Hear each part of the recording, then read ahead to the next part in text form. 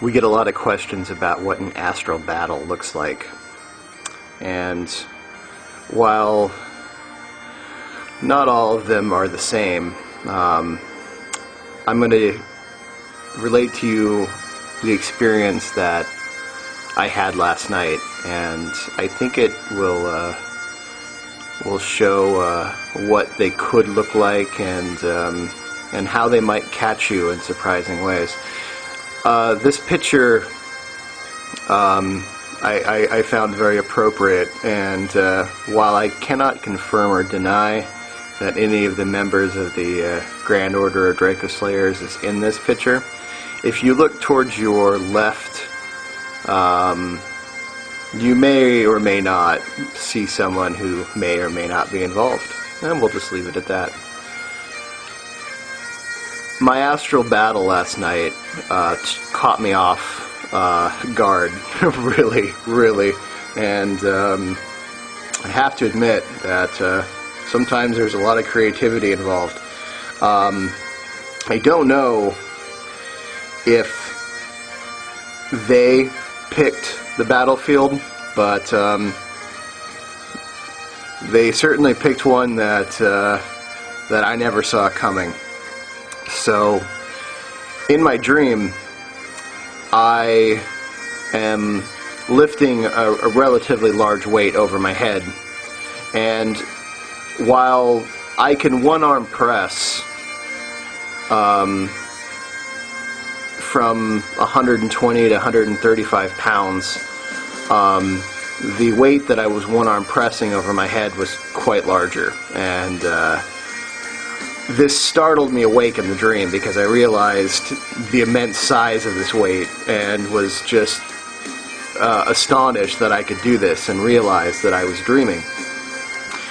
When I realized that I was dreaming, my dream became an astral dream, and I was kind of swept away into a judo class where I was in my judo gi, and I was sitting on the mat and I was going through some drills that I do on a daily basis.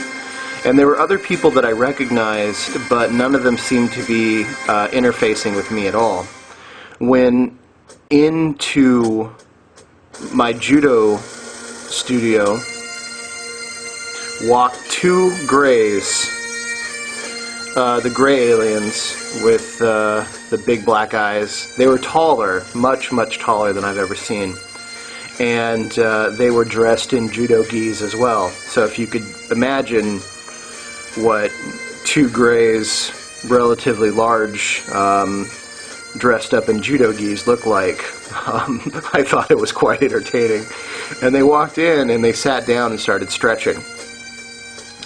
They paid no attention to anyone else, and my old judo teacher came up to me, he's now dead, and he said, "Are these friends of yours?" And I said, no, they're not friends of mine.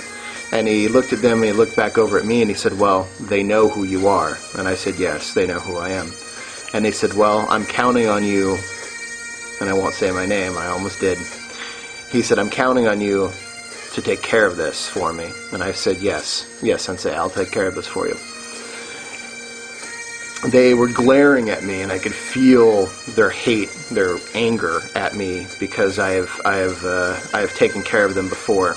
And one of them walked over to me and extended his hand, and I said, "Is this a hand of friendship or is this a hand of challenge?" And he said, "This is a hand of respect, and a fight will follow." Now, they don't say this, but they say it in my head directly. And I take his hand and I shake it, and I can tell that he is very strong. Now, in my own personal life, I can close the number 4 Captain of Crush gripper from Iron Mind. My name's not on the list, but my name's well known, and closing the number 4 has been accomplished by me. So I could tell that his grip definitely matched mine. So I was like, wow, this is going to be interesting. Now, this is an astral battle, so physicality really means nothing, but there's a lot of confidence from being very physically strong that comes with this. Physical strength is often, not always, but often in the way that I trained and the way that the men who trained me, you cannot be physically strong without being spiritually strong. I have, however, met some very physically strong men that are absolutely devoid of any moral fiber, which I guess you could call spiritual in a sense, but they were dark and kind of broken. So I asked the Gray if this was going to be a friendly match, and he said, I will fight you in the way that judo fights. And I said, okay. So we follow rules, and when one man says, I surrender, then we surrender. And he said yes. So we grappled for a while, and I finally got to an area where I got his back. I got behind him, and his little neck was too small for me to choke. So I switched my positioning, and I put him in an arm bar, and felt like I was bending an iron bar between my legs, and finally he signaled that he had surrendered.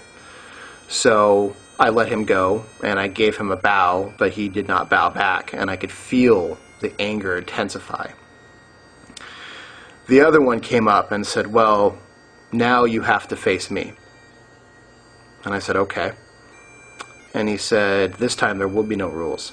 And I said, I know. And he said, this time one of us will die. And I said, I know. And he said, then is there anything you wish to say? And I said, well, I wish to say that I'm sorry I have to do this to you. And we immediately went after each other. And knowing that this was an actual astral battle, my fingers went right into his big, black, bulbous, fishy eyes, and I pushed my thumbs right through them, and his hands were tearing at my shoulders and trying to get into my eyes now, realizing that was a good idea. And I reached as far as I could and pulled him up off the ground and foot tripped him, so I came down on top of him.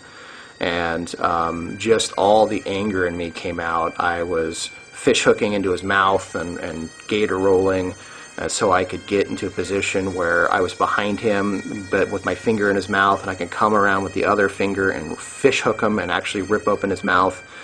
And I was grabbing individual fingers and snapping them, and he was doing his best to do the same to me, but I had fully gotten the better of him. We rolled for a while, and I was using every dirty trick that I knew. I was elbowing him in the back of the head. I would shove his head down, and I would bring my knee up into his groin. And finally, I got into the position where I got a hold of an arm, and I could twist it and put my foot on his elbow and break it. And he was pleading with me to stop, and I said no. We engaged in the ancient rules of combat. And this continues, and I got behind him and levered up on his chin and put a chokehold on, but levered back with my body, and I could feel his spine break as I pulled up and began to twist, and I began to twist and twist and twist until I actually popped his head off. That is an astral battle. Now, I've woken up this morning and like I don't feel completely together. Like I feel like I fought someone. Like I feel like I did a long judo match. My neck feels out of place. My heart is still a little beating. Well, a little beating. It's still beating a little bit faster. But I feel good. So I know that I was challenged, and I know that I won. So in the astral world and in the physical world, I'm ready. And that filters down, and it'll manifest as a victory. So that's sometimes how things happen. You're not always a knight in shining armor, but that armor and that astral sword is always with you.